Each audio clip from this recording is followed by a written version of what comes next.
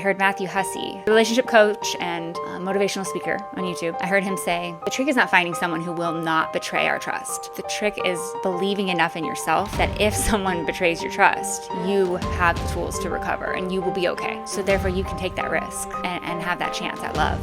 Now, I say that as a fearful avoidant, and I'm still there. I'm not quite in the secure attachment yet. I am working on it. I am absolutely terrified of this as well. And I also employ tactics sometimes in my subconscious that causes problems in this area that demonstrates I have a fear of intimacy myself. And it's a valid fear, because how does it feel when someone betrays you and you give them your heart like that and they rip it into shreds? It feels wretched. It feels absolutely horrible. Like death. Hey, listen!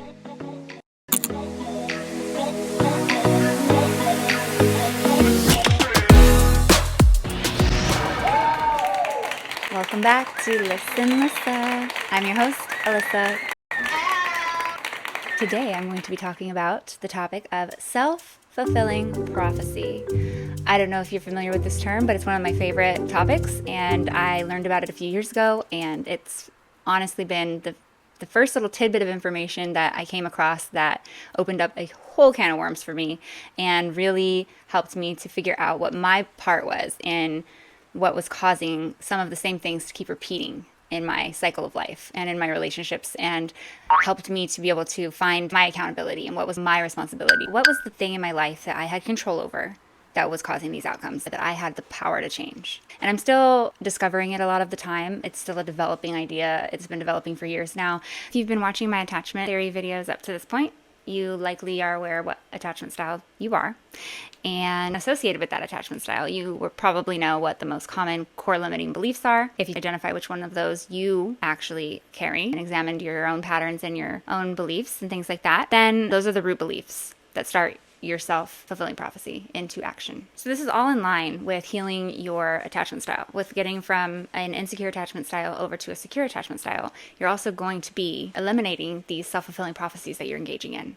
But you got to identify them first, okay? So one way is to identify your core limiting beliefs, and those will likely lead you to what your self-fulfilling prophecies are, causing you to repeat over and over the same outcome that you actually didn't want. What is self-fulfilling prophecy? Self-fulfilling prophecy is a psychological phenomenon. It is rooted in the law of attraction, the idea that our beliefs affect our reality. It's basically beliefs, expectations, and fears. Don't forget fears. Fear, that's important, okay? About what will happen in the near future based on your past experiences as well as your childhood traumas. That's going to influence your behavior. And it's going to happen in countless ever-present ways, in subtle ways, in such a way you're going to create the very outcome that you believe, expect, or fear could happen. So you, in a sense, fulfill your own prophecy. You fulfill your own fear. In a scenario where this wasn't necessarily the outcome that was guaranteed, it wasn't. You might think it was because you keep seeing it happen. But what you don't realize is that it's your beliefs, your expectations, and your fears that are subconsciously, very subtly influencing your behavior, that is influencing everyone around you and your environment, and that is then reflecting to you and reacting to you, that is then getting you that outcome. This is great if you are manifesting positive things. This is absolutely not so great if you are sabotaging your relationships that you actually want and that you actually care about, and breaking your own heart over and over and over again, and believing that it's just the circumstances, that it's just the way the world is, that it's just the way these partners were, that it's just the way that it is and you can't do anything about it. No, you can. So I want to take you through my journey of how I discovered what self-fulfilling prophecy was and how it's actually opened up a million avenues of ways that I actually found out I do have control in my life, and I do have power, and I do have a way that I can change these things, and I can take accountability, and that is my power, rather than just feeling so helpless and beat down all the time. Okay, so let's get into it. There are 4 key components to self-fulfilling prophecy. To understand what it is, you have your beliefs, expectations, or fears, okay? These are any negative outlooks, any negative thought process, or fear of what you do not desire happening based on past experiences or your childhood trauma, or maybe processes you're not even aware of are happening. Next, what that leads to is behavioral impact. Your conscious mind, the one that you're aware of, is... What sound is that? A dinosaur. A what? Dinosaur. It's a what? Dinosaur. Make the sound again. Oh, you talking about them things from Jurassic Park? transferring data. It is processing things that are happening in your environment at 40 to 60 bits of data per second. Okay, this has been studied and measured. So that is all we can take. The reason that that's happening is because if we processed more than that, we would just be complete overwhelmed basket cases all the time. We wouldn't be able to focus on any one activity. We can't keep every single thing processing in our forefront of our mind at all times, because then we wouldn't be able to function the way that humans are meant to function and interact and things like that and be in the moment. Okay, our subconscious mind though is a magical being that is just amazing, that is actually processing information that it's taking in at 1 billion bits of data. 1 billion bits of data. 1 billion bits of data. Jerry. Show me the data! Jerry, you better yell! Show me the data! 1 billion. 1 billion. Okay, do you understand? Let's just take in for a minute how much a billion is, okay? So if you had one of these little astronaut guys, right? You need 10 tens of these to make 100 of them, right? So 10 times 10. Then you need 10 of those 100s. So those 10 of these astronaut guys, think of that, those little conglomerations, okay? You need 10 of those to make 1,000, okay? Then you need 1,000. So that many of those big groups to make 1 million. Okay, that's 1 million. You need 1,000 of those millions. 1,000 times. You need 1 million, 1,000 times to make 1 billion. Don't underestimate how much 1 billion is. 1 billion is massive. It's crazy. That is unheard of. Our conscious mind would die. We would just we would literally explode. Our brains would just it would be gone. It would be over. There's no way. So it's very useful. It's very necessary. It's an amazing, powerful thing that our mind can do. That is why when you have a belief that is in your subconscious that you're not aware of, that it is going to influence your environment. It is going to influence it because your subconscious mind is going to process so much data all the time. Before you can even snap your fingers, you're processing 1 billion bits of data. So this means that down to little tiny things like someone's gestures, your gestures, someone's body language, someone's size, the way that they're leaning, the way that they're breathing, their energy that they're giving off. You are processing all of that in your subconscious mind at 1 billion bits of data per second. All of that influencing your environment. What the other person is doing and how your subconscious mind is choosing to process that, which is going to be based on your subconscious beliefs. And then what you're doing, that is going to be anchored in those beliefs, that is going to be communicated non-verbally over to the other person, that is going to affect their reactions that you're then going to interpret with your same belief. Okay? So all of this is happening while you're just sipping a coffee, while you're just having some dinner, while you're just thinking like, we're not even communicating. No, you are. You are communicating many things. Your subconscious is self-righteous, know-it-all. Your subconscious mind is like the 15-year-old that literally discovers that they know everything. They're just like, I'm a teenager now and I know everything. I know everything. I can't, my parents don't know anything. You know, they're 3 times my age, but I'm 15 and I know everything. That's your subconscious, okay? Your subconscious is like, I know everything. I'm going to prove it. This belief that's in here, I know it. when I was 16 years old, I thought I knew everything. I was actually pregnant with my son, whom I've shared this. I had him when I was a teenager. I was pregnant with him. And when you're pregnant with your first child, and you might know you're just basically one of those amazingly annoying parents where you're going to read all the books and you're going to follow it to a T and you're going to be like, my son's only going to eat organic goat cheese and he's going to get fruit from the farm. And when I'm pregnant, I'm not going to breathe any air that has been contaminated with any of the atmosphere. Okay, I'm only breathe organic oxygen, okay, while I'm pregnant. Because that's what the book says. And you're just massively annoying to everyone around you. Because the people that have had more than one child, they're all like, literally, it doesn't matter. this little baby. Yeah.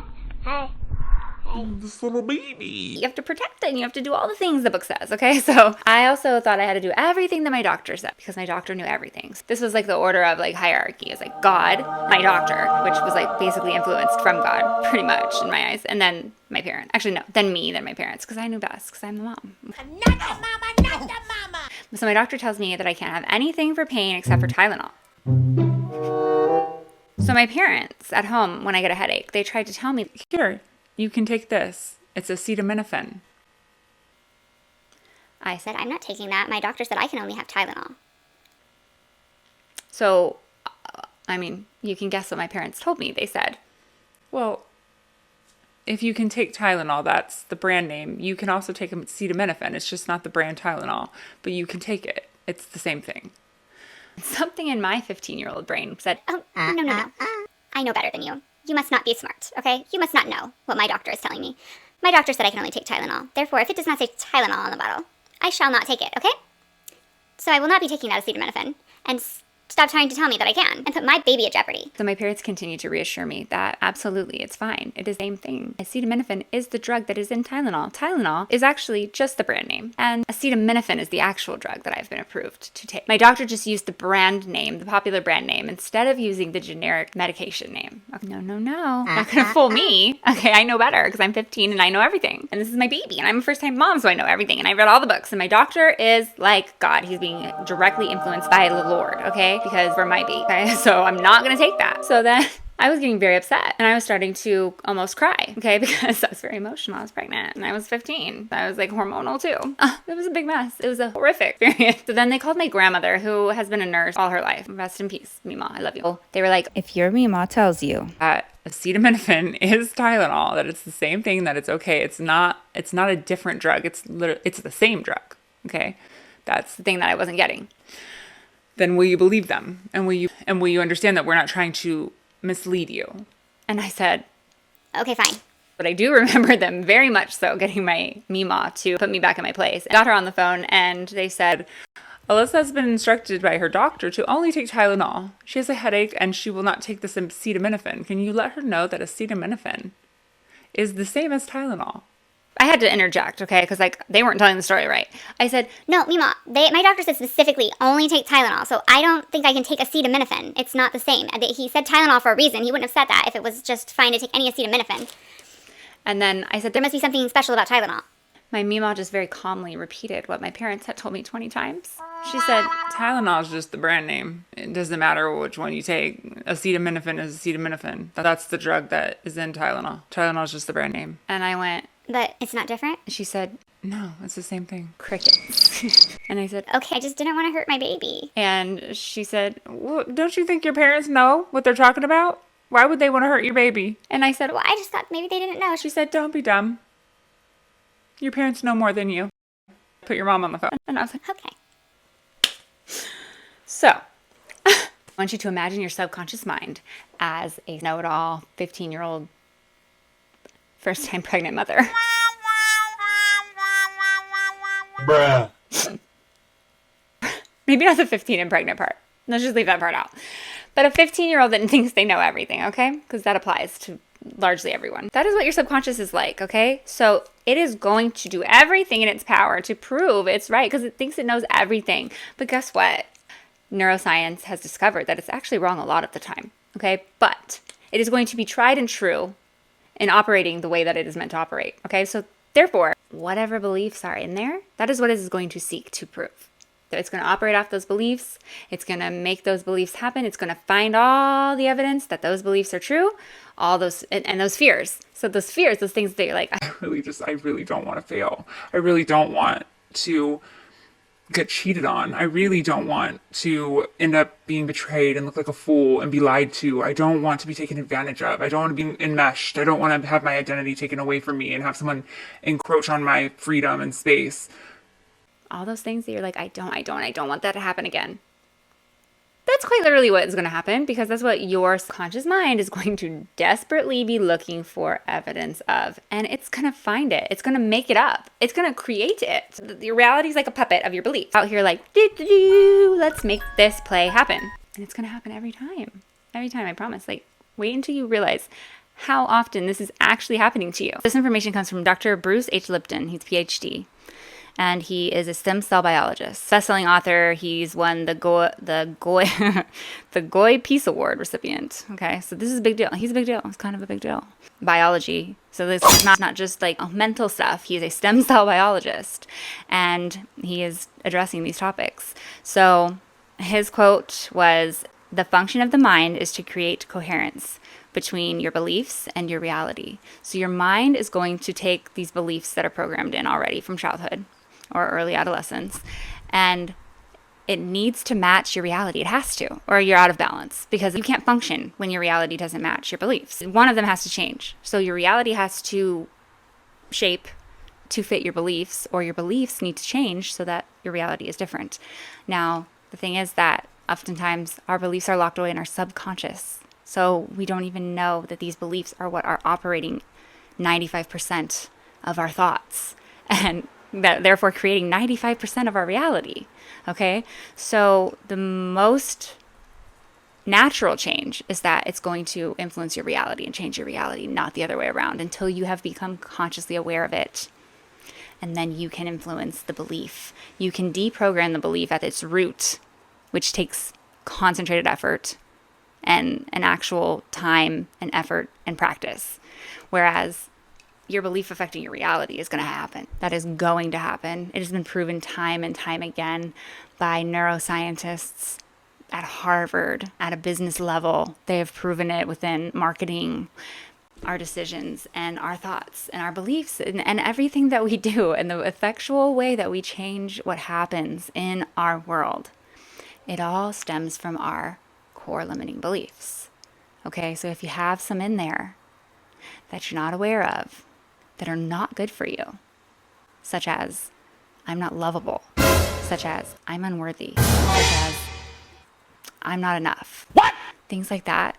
And you might not think you have them, but your repetitive behaviors and the things that you do that you go, well, that's just what I do. No, that's not just what you do. That's just what your beliefs make you do, because they have to make your reality match the beliefs. So are we following? Like, stay with me here, because this is so impactful. This is so important.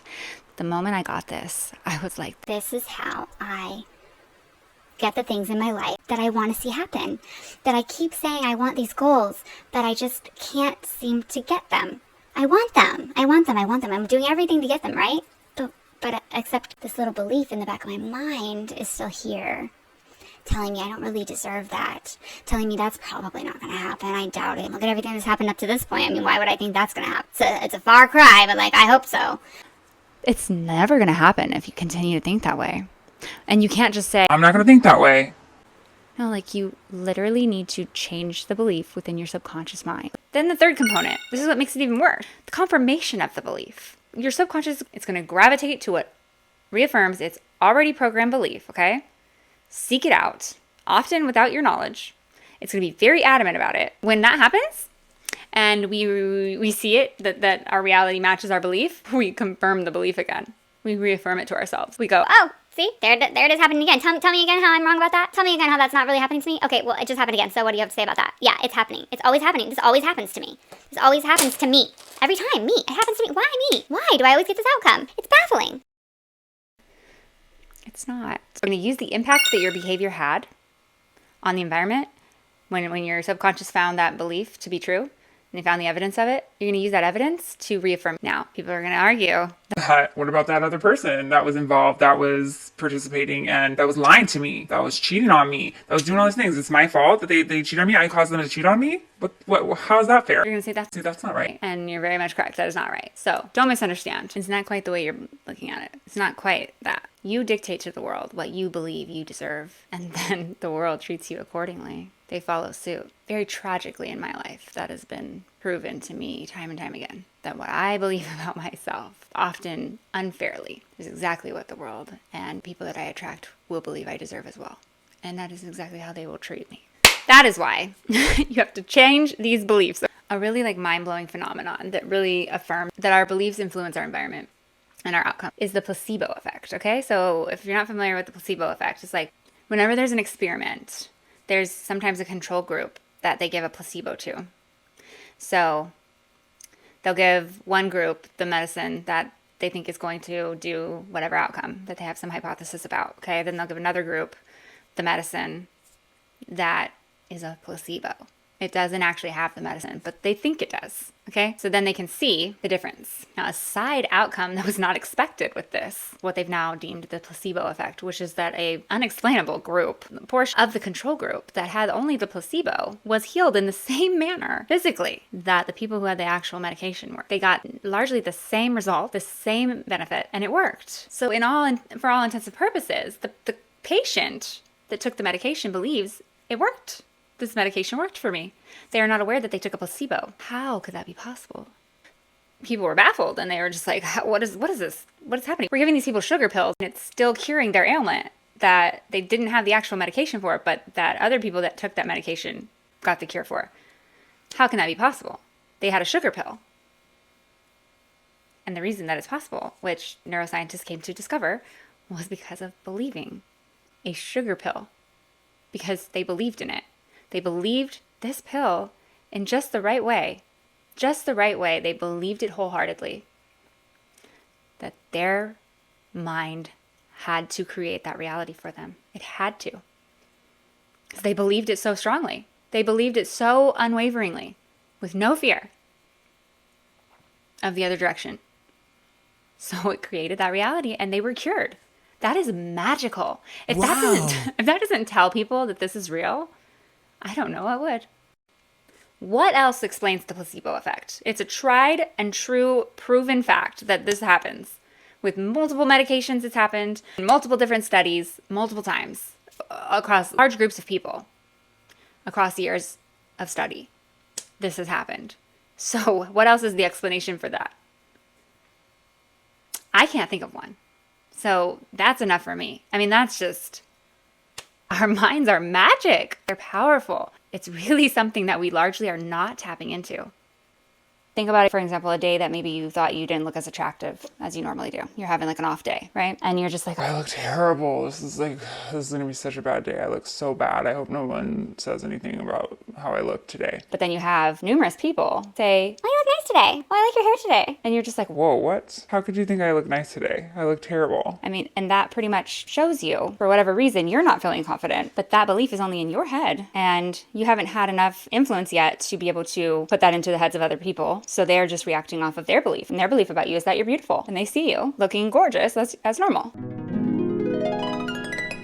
But so that tells you that what's in your beliefs isn't always accurate. What you're seeing even in a mirror, what you're witnessing with your own eyes might not even be accurate sometimes. It is based on your beliefs. Okay? So, but on the flip side, have you ever experienced the opposite a bit? So maybe you're going out somewhere where you normally find yourself feeling very outgoing, having a good time, being very high-spirited and confident. But on that particular time, you're just not having that great of a day. You know, your wardrobe wasn't anything that you wanted to wear, and you just don't feel confident. You feel very closed off. You feel not as your normal self, right? And so you walk into the place, you're not holding your head as highly as you normally do. You're not making eye contact with people as you pass them. And maybe you're not noticing that you're doing all these little behaviors, but you are noticing that people aren't noticing you. They're not really talking to you. They're not really paying you any attention. And you're just like, wow, it's because I look terrible. But more likely it is because you're making yourself smaller and you're probably giving off an energy that is uninviting. You're letting people know, you're signaling with your subconscious data that's being transferred at, remember, 1 billion bits of data per second, that you don't want to be approached, that you don't want anyone to come into your space. You know, you're looking down, your body's closed in. You're just like, no, don't look at me. Don't look at me. Don't pay attention to me. Don't talk to me. You're saying all of that without saying it. And that's why people aren't talking to you, okay? So went into that party or that event thinking, I don't look very good today. No one's really going to talk to me. You went in there and you acted like you didn't want to be talked to. People then reacted to you, didn't want to talk to you. Then you reaffirmed your own belief and said, I didn't get talked to because I didn't look good today. Self-fulfilling prophecy right there. So take it a step further. Have you ever had this happen to you where at a time in your life you thought, oh, I'm just not very pretty, I'm not very attractive, and then maybe like 5 to 10 years later, you see a photo of yourself back then, okay? And you're like, oh my gosh, I looked amazing back then. So when that happened, what was the only thing that changed between then and now about that viewpoint?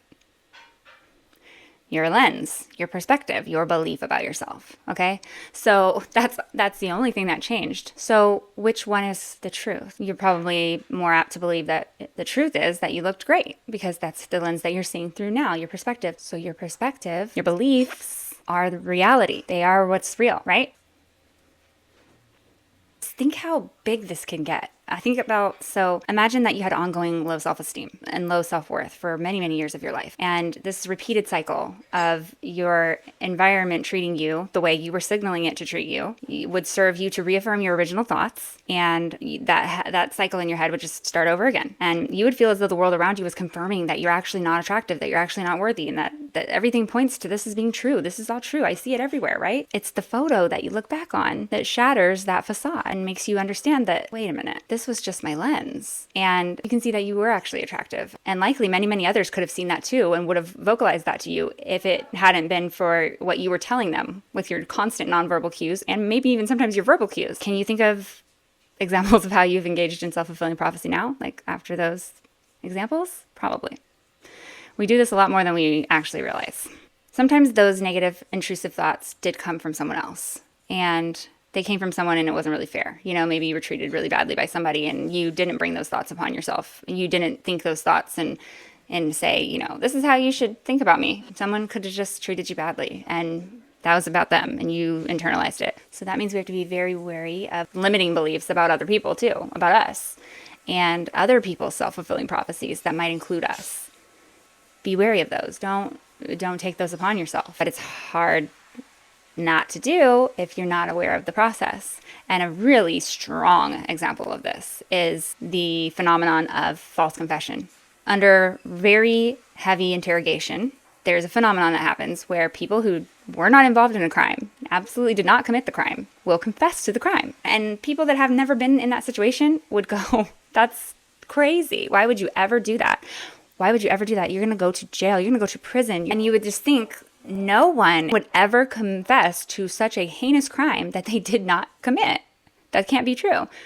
It in fact is true. It in fact happens a lot, actually. In an article in the College of Criminal Justice in New York City, a psychologist by the name of Sean Casson was reporting on this. And he is said to be, by the article, he is said to be one of the world's leading experts on interrogation. So he knows his stuff, okay? And he says, he explains in this article why this is thought to occur. So, and if you're a numbers person like me, here's an alarming one for you. This article informs that out of the 365 people exonerated by the Innocence Project since it began, at least a quarter of them had confessed to the crime that they were exonerated for. A fourth. That's 25% of those people confessed to a crime that we are now positive they had no part of. So think about how many people are actually in prison. There's something like some crazy number the last time I checked.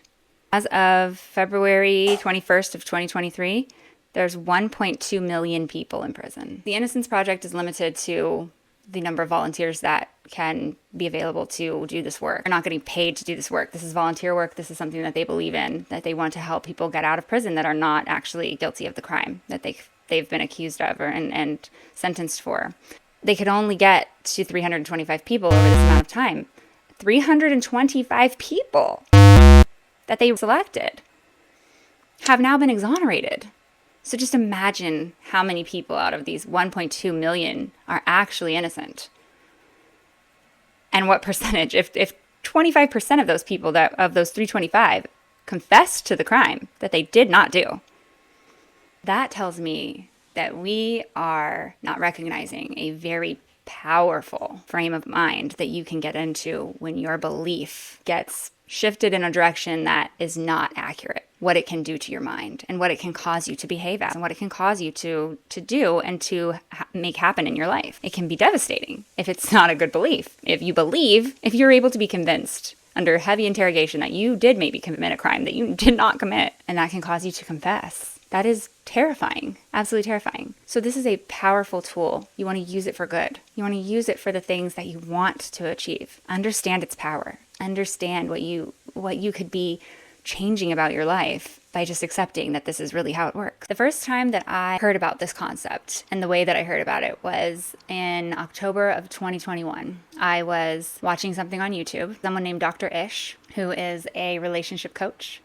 And he's been on shows like Couples Therapy on VH1, I think it is. And he's just a personality that's well known in the media and in social settings amongst the stars and things like that. And he was being interviewed by the host of MedCircle. We were talking about this, and I remember it wasn't something I was actually paying attention to at the moment. It was just kind of on in the background. And drew in my attention. I kind of went, burk, and I was like, what are they talking about? Because they started talking about the fear of intimacy. And this was something I was experiencing in my current relationship that I was in at that time. My partner, who was rejecting intimacy and distancing away from me and things like that. And it was hurting me a lot. And I couldn't figure out what the problem was. So it naturally caught my attention because it was something that I was really dying to have an answer for. And so I had taken notes that day because it was so compelling for me to listen to. And I wrote what I heard this video saying. Fear of intimacy is a major issue for many people that keeps them from having a relationship at its full potential. Fear of intimacy is connected to fear of failure. Fear that if you allow intimacy completely, you will get too close and find out it isn't going to work, and then it will hurt so much more to let it go. So the idea is, I'm afraid that this isn't going to work out because I've seen that happen in the past. So I will not allow myself to get close enough to where there's too much enmeshment to where when it inevitably fizzles out and doesn't work out, I'm a devastated wreck. I just need to make sure there's enough distance here that that never happens. The thing is, though,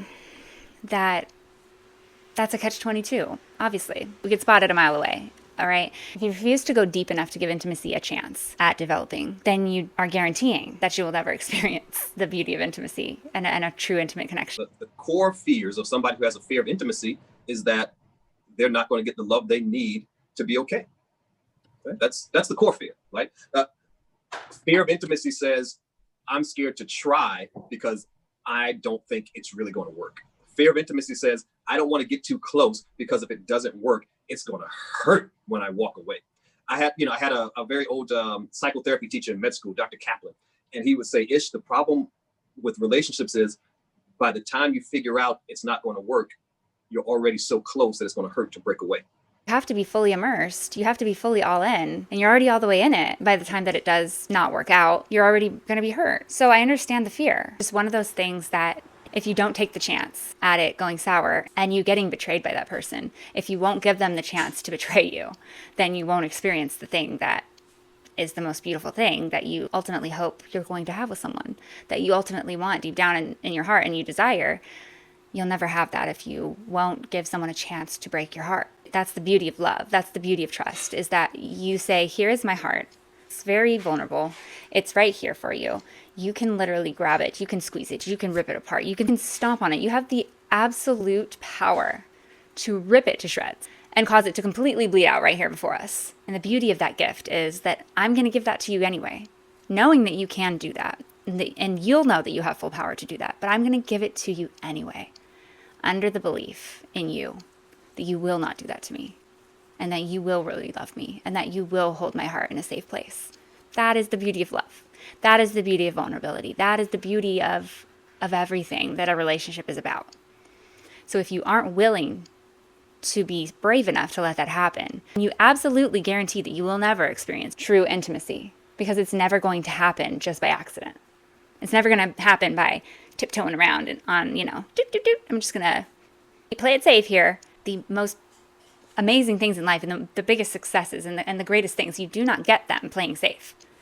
I hope most know that by now. You do not get them playing safe. You cannot do that. That is not a path to it. I heard Matthew Hussey, he's a relationship coach and a motivational speaker on YouTube. I heard him say one time, the trick is not finding someone who will not betray our trust. The trick is believing enough in yourself that if someone betrays your trust, you have the tools to recover and you will be okay. So therefore you can take that risk and have that chance at love.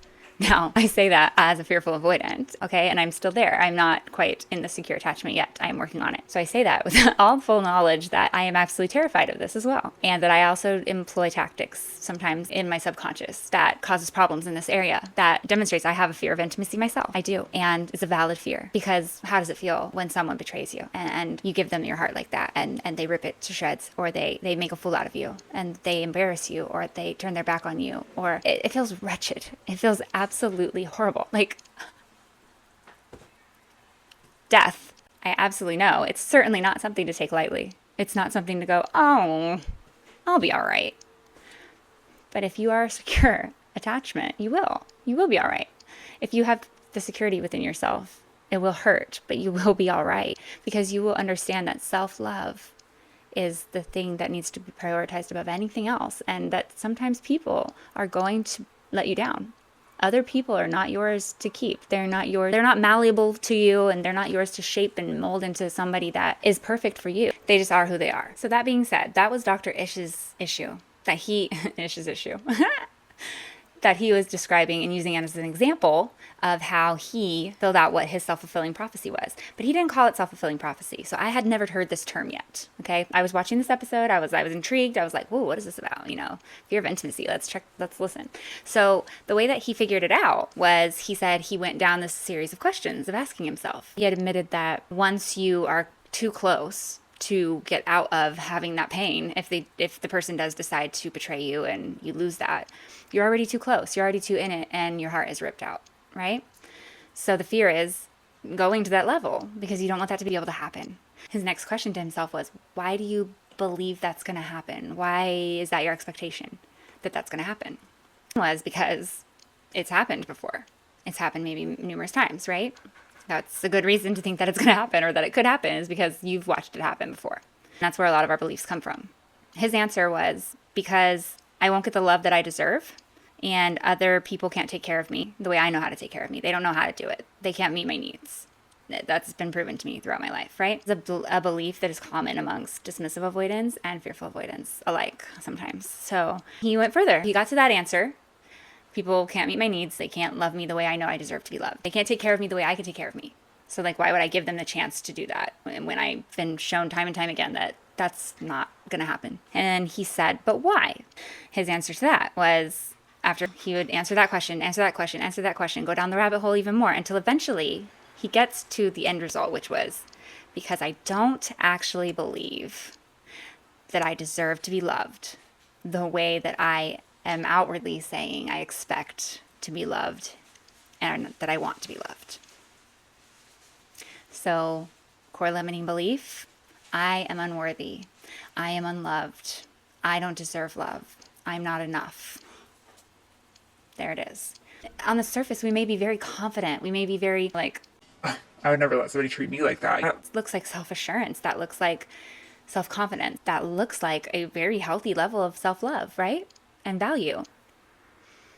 But if it's keeping you from even being able to drop your guard enough to let anybody in, so when you get in relationships, you're employing methods of distancing your partner away from you. As soon as something starts to become a little bit vulnerable, you're like, nope. Which means that essentially anybody who's worthy of getting close enough to you, anybody who makes that mark, who you love more than you've ever loved others, so you're wanting to go to that level with them, or they're naturally getting to that level with you, those are the ones that you're pushing away. Those are the ones that get this treatment, because anybody else that doesn't have that with you, doesn't push you to have that level of feelings, it's not getting treated this way because there's no need, there's no reason. So you're essentially only enacting this on people that you actually love a lot. That's not. And so he goes on to explain basically what a self-limiting belief is. He's not calling it that. The way he put it was actually really interesting, and I loved it. And it's what sparked my journey into what I have learned now. So he said, everyone has something that they are pretending not to know about themselves. I thought that was fascinating. Kyle, the thing that I have learned in my nearly 50 years on this planet is that we've all got something we're pretending not to know about ourselves. Right? And the second you're able to say that thing out loud, it goes from 10 feet tall to 10 inches tall. Yeah. And now you can wrap your head and your arms around it. Yeah. God, everybody right now is thinking, what's my thing? How do you find out that thing? Because mine didn't come to mind quickly. Yep. And I'm not saying that like I'm over here without a I've got 50 things. How do we identify some of the most critical? You're gonna identify that thing because you're gonna find it repeats itself. It shows up in a pattern in your life, right? Maybe it's a pattern in your relationships where they never seem to be quite fulfilling. Maybe it's a pattern in your professional life or your career where you feel like, I did everything, but still didn't achieve the goal I set out to do, right? You're gonna find it in one of those areas is where you're gonna find it. And so that's so pay attention to the patterns, right? The universe we live in doesn't make mistakes, and the universe we live in always leaves clues, right? Think of the billions of stars in our universe, billions. this galaxy, this system, this subsystem, and not once do any of those stars ever collide. Not once, right? They have a pattern, and they follow that pattern.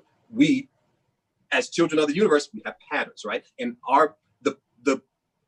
the deal was, you come here, you show up, you feel what you feel, you love what you love, and then you progress in life. So when that progression doesn't happen naturally, now it makes us stop saying, okay, what is happening here? And I guarantee you, if you go back and examine the patterns of some of your biggest disappointments, right? We've all had those disappointments. Some of us have had some huge ones. I can't tell you how many times I've fallen out of the sky with no parachute. It happens, right? But if you go back and examine the patterns of those biggest disappointments, you will very easily discover what that thing is you're pretending not to know about yourself. I was like, oh, what is it? What am I pretending not to know about myself? Because I don't know what it is. I don't think I'm pretending. I really don't know it. But what he means is, it is in there somewhere. It's in your subconscious.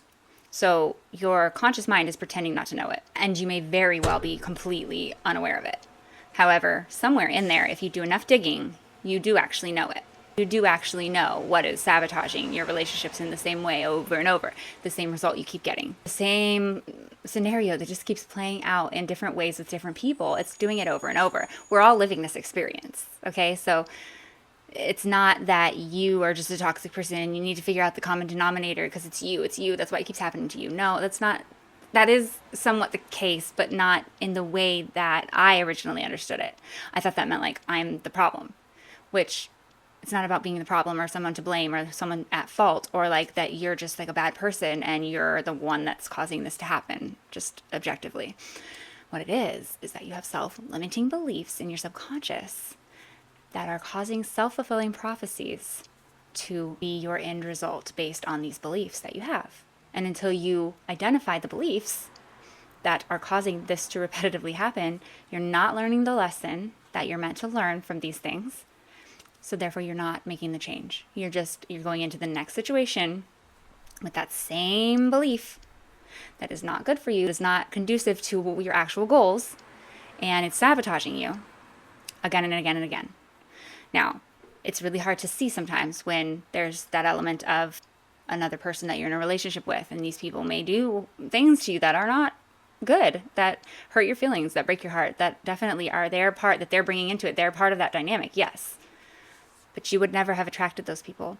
You would never have gotten that far with those people. You would have never put up with the first, second, third, fourth, fifth, seventh thing that they did to get to that point with these people if you didn't have this belief. And if you weren't repetitively acting out this same scenario that you're not learning the lesson from over and over to get that same result, that wouldn't happen. So, in a sense, you are the thing in your way, but that is not to say that you are to blame or that you're just like a toxic person. I was fascinated. I was stuck on this whole what are we pretending not to know about ourselves? So Andy was like, well, if I say I don't know what my thing is, I mean, I'm not really pretending. I really don't know. What if you just don't know? And Dr. Ish was saying, you might not know, but think about some of your friends and the outcomes that they keep getting in their relationships. Just imagine your best friend right now. Think about some of the repetitive relationships that they've had and ask yourself what their thing is. And typically, you know what their thing is. I thought about my best friend and I thought about what is their thing. And I was like, okay, I know what their thing is. And so he said, it's the same for you. So ask your friends and the people that know you the best and that know the authentic, real you. Ask them what your thing is. And they will probably know. They will probably be able to tell you right away. And the really fascinating thing is, when you ask your friends and they start to tell you these things, you start to realize if you're being very honest with yourself, you've been told this before. You've heard these things. You've heard people mention these things. You've wondered these things. You've been a little afraid that maybe this is true. You'll start to realize it is something you're kind of pretending not to know. And maybe in your conscious mind when you go, what is it? You really don't know. But once you start to hear from someone that loves you, that you trust enough, that will tell you the truth, if you're being very honest, you will probably know that this has been said lots of times to you. And the reason that you never took it in, and the reason they say pretending not to know about yourself, is because of cognitive dissonance. The way I discovered the term self-fulfilling prophecy is I went to my brother and best friend. I told him all about this concept in this episode that I watched with Dr. Ish and this fascinating thing. And I was like, what is my thing? What am I pretending not to know about myself? Please tell me. I was like, what is it? Tell me what it is. And then he was like, well, I need to think for a second. And I was like, okay, well, They said you would know right away because you don't know me very well. I'm just kidding. But I think mine was just really, really hidden from me and just a little more complicated. But he eventually did know what it was. And he told me. While he was thinking of that, he asked me what was his. I told him what his was. And as I was telling him what I thought his was, he went, oh yeah. Yeah, that's similar to yours. It's kind of the same thing. Because we were very, very much alike in our experience we've had in our relationships throughout life. That makes sense because we grew up together. I found out what I was pretending not to know about myself. My oh my. It made so much sense. It made so much sense. And then he said, It's self-fulfilling prophecy. and I went, What's that? How's that? What the hell is a self-fulfilling prophecy? I was like, It sounds really cool. Like, that sounds like a really cool term, but what does that mean? that's when he informed me exactly what self-fulfilling prophecy is. I've been obsessed thoroughly ever since. I want to share with you my experience and get really specific on what I was pretending not to know about myself and how I was making that into self-fulfilling prophecies and repeating it in all of my relationships, causing me to get an outcome that I didn't want and that was actually heartbreaking for me. One, I was a people pleaser, okay? In efforts to create a situation where I was guaranteed love and validation in return, I would set up these transactions where I had given to someone, and they would have to. They would have to love me, right? They would have to. I would be owed it, okay? Therefore, making them indebted to me. So what I had to realize is that people-pleasing is a minor form of manipulation, and it is with a self-goal involved. It is trying to make people like you. It is disingenuous. It is not being authentic. It is acting like a martyr. It is acting like a altruistic giver, when in reality, it's not altruistic at all, because what you want is love and validation. You want acceptance.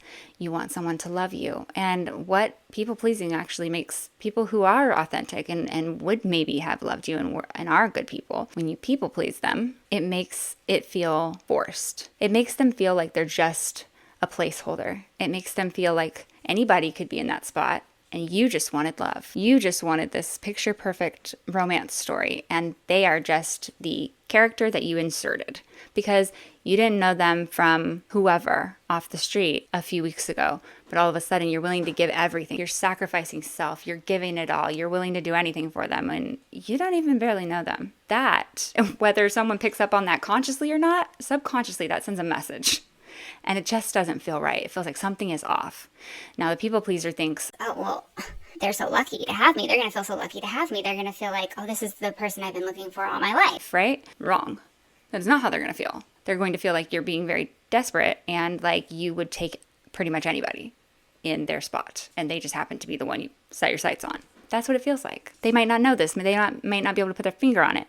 But that's what people-pleasing makes people feel like. They're going to be repelled from you. They're going to be turned off by that. And it just feels kind of like, because the real thing that is attractive when you first meet someone is someone having self-consideration, someone having a sense of self. It's attractive when someone cares about their life and takes charge of their life and cares about what happens to them. What do you think about somebody that will just self-sacrifice and just lay themselves out on the line and is falling all over their self for any and everybody? What do you think about that person? I mean, does that make you think, Wow, that's a real stand-up person. That's somebody that I can probably depend on. Must have such quality about them. no, you think That's a really desperate display, and why are they acting like that? it doesn't get the result that the people pleaser is seeking. And the problem is it's rooted in self-limiting beliefs, and the belief is, I am not enough. I am not worthy. I am not good enough. I am not deserving of love. I am not going to be valued, because you don't value yourself. I didn't value myself, so I communicated subconsciously and maybe sometimes blatantly to the people that I would get into relationships that I wasn't worth much, that I didn't think very highly of myself, and that I didn't really deserve to be treated that greatly. Number two, I then stayed in situations where I knew I had been treated well below my worth, and I continued to stay there. So even if I would communicate, this is not okay, I will not accept this, you cannot treat me like this, I would say that verbally. I would say that many times. But my actions showed that actually I very much would accept that, and I very much would put up with that, because here I am still staying here, letting you do that to me, okay? So your actions speak louder than your words. So if I really believed that I was worth more than that, I would have left that person. I would have been gone the first, second, third time, fourth, fifth time that they did that to me. I would have been out the door. But what I really believed was that I do deserve that, and that I'm not good enough, and that I can't find better, and that I don't want to be alone because I might always be alone, and I'm, all these beliefs. That's what kept me there. And I was communicating that to that person. I wasn't putting my foot down like I thought I was by telling them, you can't treat me like that. No, I was saying you very much can treat me like that, because here I am taking it. And so that is why I continued to get treated like that. And number 3, I had an addiction to my pain story. It became a part of who I was. I became this person who would tell this story when it's like, what are you about? A huge part of my identity was, I have been through this. I have experienced this. I have been a victim of this. And, that was how I related to people. I related to people through pain. Other people that I felt like had gone through a lot of pain, I felt close to them. I felt like, oh, I can share my pain now. And they understand me and they get it. So like they're on my level. And then anybody who didn't, I just kind of would like brush them off like, oh, they must be nice to not have that much pain. But if you're constantly, it's called romanticizing your pain story. If you're constantly just living in your pain story, constantly rehashing your pain story, you're just recreating it. You're just recreating it over and over because you're still living it. You haven't put it to rest. It's not in your past. You're keeping it in the present. That's why it keeps repeating. And then you just tack that on and you're like, oh, my pain story, it got worse. Let me tell you, it's gotten worse now. Those were my things that I was pretending not to know about myself. That's how I was sabotaging myself, sabotaging my relationships, and ultimately ending up with the exact opposite of what I was seeking. Now, this has taken years for me to be okay with admitting, years for me to embrace and go, this is my this is where I am responsible. I can't put it off on others and say, they treated me like this. They treated me like this. Yes, they treated me badly. They did. But I put the message out there subconsciously. Granted, I didn't realize I was doing it. I forgive myself. I do. I give myself grace. I didn't deserve it, but I thought I did. And that is what created it. And that is what allowed it to occur. And before that that message, to a wounded heart like mine, that offended and just wounded me worse. I thought, how incredibly unfortunate that I could be treated so terribly. And then now, because I didn't think great of myself, I was then vulnerable to be treated even worse. And then I'm to blame? How sad. And it would just send me into these spirals of depression that I just couldn't find my way back up out of sometimes. And it robbed me of such a large portion of my life. And I'm so thankful that I've now realized what was happening to me and what I was instilling into my life, what I was sowing into the mixture, and the equation, so that now I can lift myself back up and realize my worth and really hone in on all the ways that I can communicate that to my environment and my reality. And let people know, like, I'm me. I'm about... Hello? And just live my truth and live at my greatest potential. Live authentically as who I was always meant to be. I look in the mirror nowadays and I see something totally different than I used to see. And I realize that of all the people that did me wrong throughout life and treated me terribly, I was the number one culprit. I treated me terribly. I was mean to me. I broke my heart. I abandoned myself. I betrayed me. And I tell my inner child, I say, I'm so sorry, sweetheart. I'm so sorry, sweet girl. I was so evil and mean to you, and you did not deserve that. And that's what you have to do sometimes. You have to talk to that child that you harmed with your incorrect beliefs. It wasn't your fault. It wasn't their fault. You can heal it. All right, so how will this affect you if you ignore it? Well, one, you're going to continue to be baffled at the disappointments and the ventures that you really wanted to work out, but they're not working out in your favor. I'm never going to really achieve. I just can be as happy as possible, and this is all it's ever going to be. No.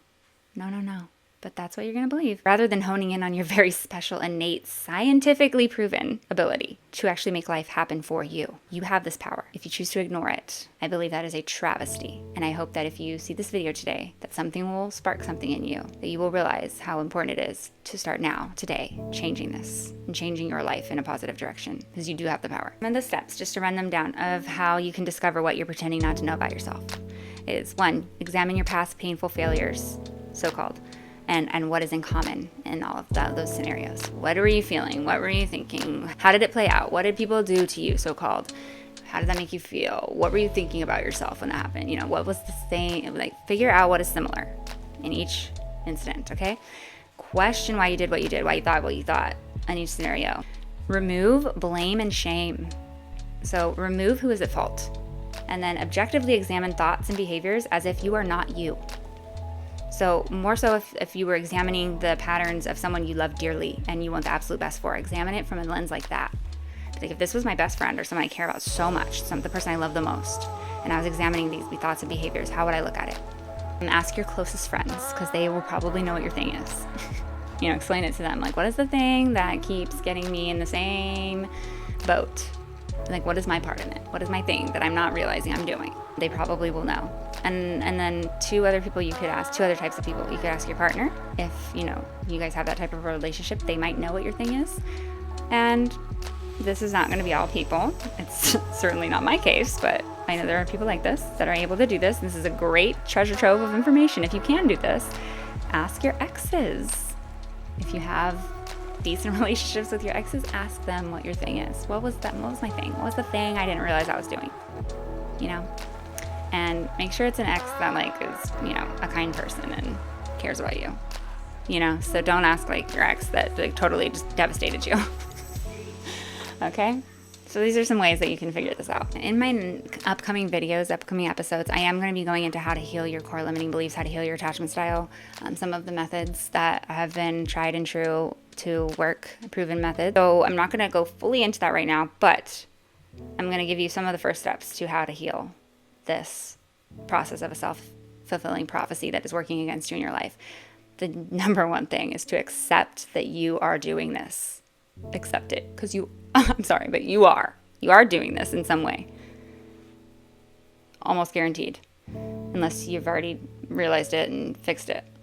So accept that this is happening. This is really happening. Think about all the examples that were given in this video, and I'm sure you relate to at least one of them. And then try to identify how you are doing it. So figure out what your thing is, okay? And then we will get in the further episodes, we will get into how you can actually deprogram and fix that.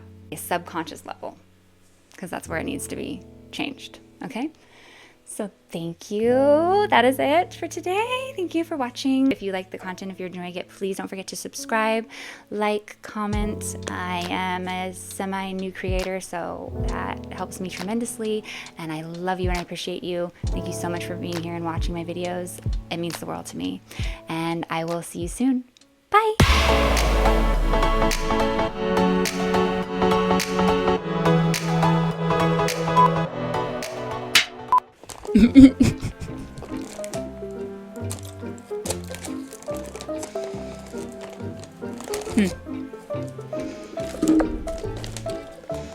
Like an astronaut in the ocean.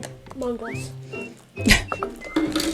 So my son recently taught me how to get sturdy. I might show you.